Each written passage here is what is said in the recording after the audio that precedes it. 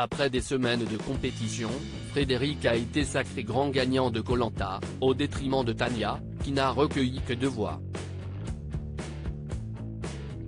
Une soirée très riche en émotions pour la jeune femme au parcours improbable. Elle s'est elle-même surnommée le phénix de l'aventure, tant son parcours jusqu'à la finale a été semé d'embûches. Éliminée à 2 reprises, Tania s'est finalement hissée jusqu'au poteau, et le gagnant, Frédéric, a décidé de l'emmener avec lui face au jury final. Même si elle n'a recueilli que 2 votes, Tania, qui s'est confiée à Voici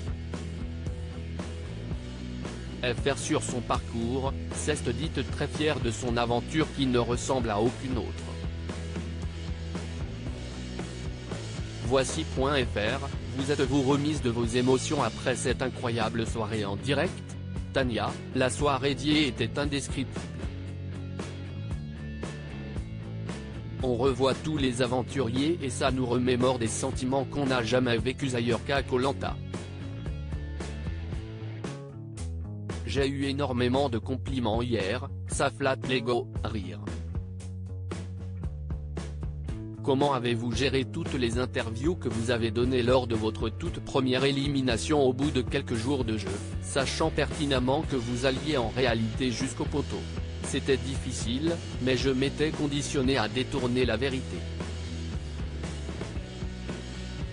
J'essayais juste de me remémorer mon état d'esprit lors de ma première sortie. J'avais vraiment cru que c'était fini. Mais j'ai fait des plateaux de télévision, de la radio, et j'ai dû mentir à tout le monde, j'espère que personne ne m'en veut, rire. Même mes proches ne savaient pas vraiment ce qu'il se passait, je préférais leur laisser le suspense. Vous avez eu 36 voix au total contre vous pendant le jeu.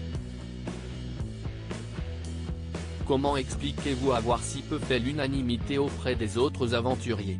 Au début, si est-il simplement que je n'étais pas dans le noyau dur des stratégies. J'étais la proie facile à abattre, le maillon faible. Par la suite, c'était une question d'habitude je pense, c'était facile de voter contre Tania, l'électron libre. Mais au final, ils ne se sont pas méfiés de moi jusqu'au bout. Je ne pouvais pas exceller au niveau du sport, Tania s'était blessée au genou avant le jeu, note de la rédaction, j'ai donc décidé d'être moi-même. Mais même si j'étais parti au maximum de mes capacités, il faut être intelligent et ne pas être trop fort, se forcer à ne pas gagner certaines épreuves, ou du moins gagner les bonnes. La preuve, les plus forts physiquement sont partis avant moi. Quentin s'est beaucoup acharné sur vous pendant l'aventure. Avez-vous eu l'occasion de discuter avec lui sur cette inimitié entre vous? Je n'ai rien contre lui, il le sait, on avait mis les choses à plat. Mais on ne peut pas plaire à tout le monde. J'ai fait un pas vers lui en lui offrant son courrier, je pense qu'il le retient. Mais est-ce qu'il m'apprécie? Je ne sais pas, il faut lui demander. Mais pour ne pas m'apprécier, il faut quand même y aller, rire. Mais je n'ai de problème avec aucun aventurier. Vous avez réussi à vous hisser jusqu'à l'orientation d'abord, puis jusqu'au poteau. Sur l'orientation vous avez cherché le poignard pendant près de 5 heures. Quel a été le pire moment de cette course? Au moment où j'ai essayé d'aller sur la zone de Julie, et que je me suis retrouvé sur celle de Frédéric, qui était en pente. J'étais fatigué, et j'ai explosé à ce moment-là. Je ne pouvais plus. Si est-il le seul moment où j'ai vraiment craqué. Si est-il sans hésiter l'épreuve la plus difficile. Avant les poteaux, Nicolas et Frédéric s'étaient promis de se choisir mutuellement. Étiez-vous au courant? Oui, car il y a des regards qui ne trompent pas. J'ai une intuition assez développée et je le ressentais. Je n'aille même pas chercher à comprendre. Dès lors où je suis tombé dans l'eau, j'ai vu le sourire de Nicolas, j'avais l'impression qu'il venait de gagner les poteaux. Pour moi, c'était mort. Le fait que Nicolas tombe, cela vous a-t-il déstabilisé mentalement? Oui, je pensais que Frédéric allait tomber avant à cause de son pied. Frédéric s'est blessé au pied la nuit avant l'épreuve, note de la rédaction. Nicolas est à l'aise sur toutes les épreuves, et je l'imaginais rester plus longtemps que Frédéric. Quand il est tombé, je me suis un peu déconcentré. En plus, il y a eu un coup de vent, et ça a causé ma perte. J'avais perdu beaucoup de poids et je n'étais pas à l'aise avec le poids que j'avais. À chaque coup de vent, j'avais l'impression que j'allais m'envoler. Vous vous retrouvez finalement en finale avec votre binôme des destins liés, Frédéric. Étiez-vous surprise lorsqu'il vous a choisi? Complètement. Quand Frédéric a commencé son discours en s'excusant auprès de Nicolas, je n'ai même pas osé exprimer ma joie car ça me faisait de la peine pour Nicolas.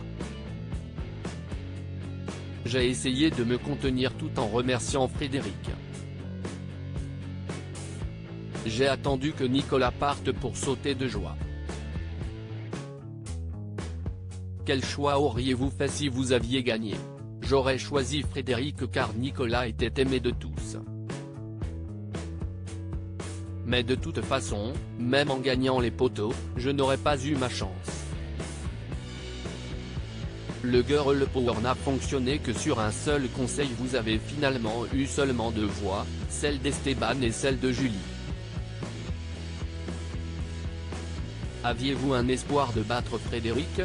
Non, pas du tout.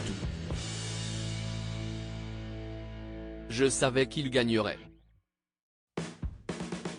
Je n'avais pas tissé de lien fort avec les membres du jury final. Le Girl Power n'a fonctionné que sur un seul conseil, je ne m'attendais à rien. Je n'étais pas déçu. J'étais juste un peu surprise. Des filles qui ont été trahies par Frédéric ont voté pour lui. Je ne pense pas que j'aurais fait le même choix qu'elle. De quoi êtes-vous la plus fière dans votre aventure? D'avoir gardé le sourire et d'être resté moi-même. Si est-il important de ne pas se perdre dans une aventure comme ça? Qu'est-ce ce qui a été le plus difficile à votre retour dans la vraie vie? De me reconcentrer. J'avais du mal à me concentrer sur les discussions, à me resociabiliser. Quelles ont été les rencontres les plus marquantes de votre Koh-Lanta? J'ai gardé des liens très forts avec Esteban et Benjamin. Ils ne m'ont pas fait de coups bas, ce sont devenus de vrais amis. Je n'ai pas beaucoup d'amis dans la vie de tous les jours, donc si est très rare que je le dise, si est un mort fort pour moi. Quels sont vos projets professionnels pour la suite? Je continue mes activités de diététicienne, sans être fermé à ce qui s'offre à moi. Mais je pense que je suis faite pour aider les gens. Je vais continuer à profiter de ma vie et de mes proches. Et si on vous rappelait pour une autre édition? Peut-être. Ce n'est pas un oui, mais ce n'est pas un non.